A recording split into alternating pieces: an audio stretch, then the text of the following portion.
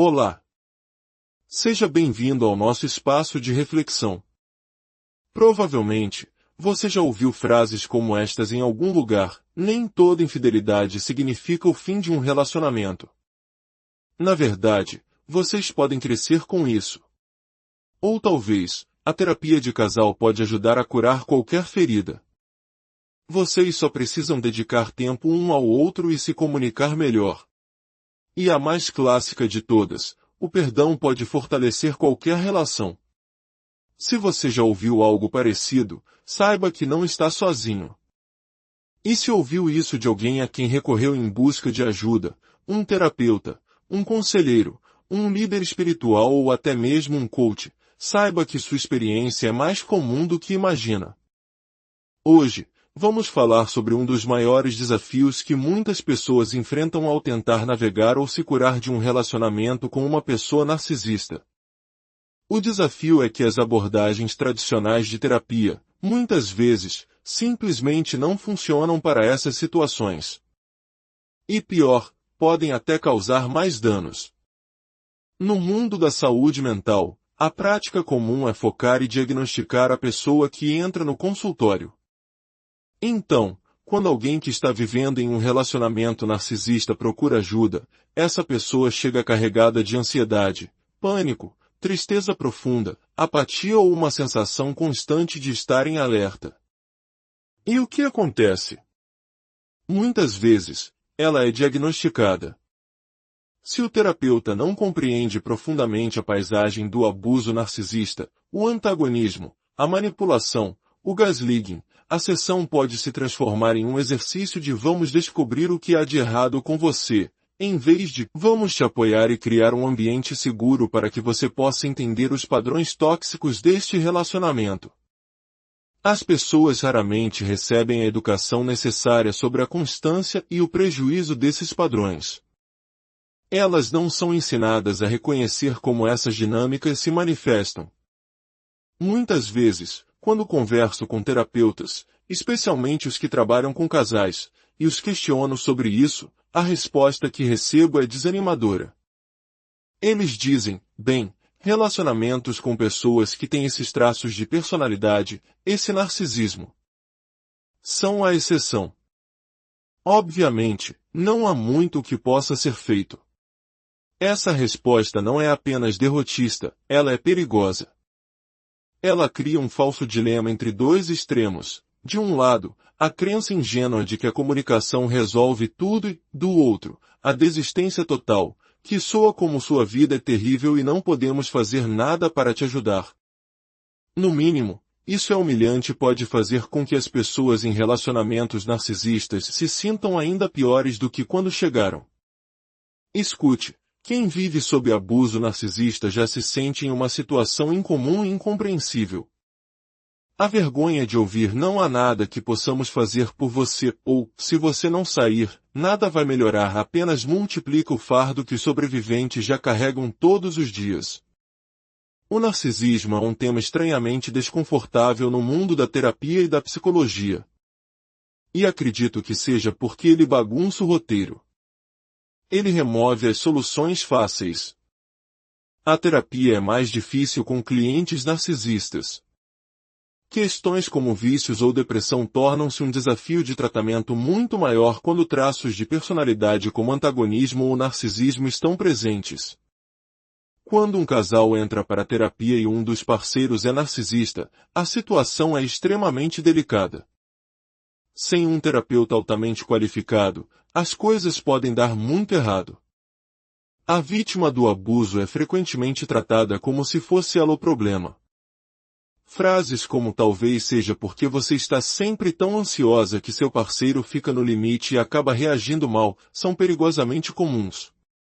Além disso, clientes narcisistas podem se comportar de maneira arrogante com os terapeutas e são mais propensos a processos judiciais. Por isso, alguns profissionais simplesmente preferem não atender esses casos, por não terem o preparo ou por não quererem assumir o risco. Para completar, a personalidade narcisista e o tratamento de pessoas com esses traços quase nunca são ensinados de forma aprofundada nos cursos de graduação e pós-graduação. Ninguém está aprendendo sobre isso quando deveria. O problema da saúde mental é que não existem verdades absolutas. Não há um exame de sangue para a depressão. A história de cada um é diferente, a cultura é diferente, a biologia é diferente. Portanto, quando alguém propõe uma abordagem universal para resolver um problema de relacionamento, já é motivo para desconfiar. No entanto, em um mundo que vende soluções rápidas, ouvimos promessas de a melhor abordagem para casais ou o único caminho para curar um coração partido. Isso simplesmente não é verdade. E quando uma pessoa em um relacionamento narcisista entra em uma dessas melhores abordagens, ela raramente funciona. Porque a questão do abuso narcisista é, de fato, uma exceção às regras convencionais. O que acontece com as pessoas nesses relacionamentos muitas vezes não se encaixa nem mesmo no que chamamos de violência doméstica, porque em muitos casos não há violência física. Não se encaixa no molde tradicional de transtorno de estresse pós-traumático, porque o abuso emocional frequentemente não é codificado como um trauma, embora eu, pessoalmente, acredite que seja. Não se encaixa em vício, embora a sensação de um vínculo de trauma seja muito parecida com a de uma compulsão para ficar em uma situação que causa dor. E não é transtorno obsessivo-compulsivo, mesmo que a ruminação mental da vítima beire a obsessão. Pessoas que passam por isso não cabem em uma caixa de diagnóstico organizada. E aqui está outro detalhe cruel. Muitas pessoas que sofrem abuso narcisista mantêm a compostura em outras áreas da vida. Elas são excelentes pais, amigos leais, profissionais competentes. Por fora, tudo parece bem. Mas por dentro, há um turbilhão de confusão, autodesconfiança e ruminação. Essa é outra razão pela qual o sofrimento delas é frequentemente ignorado.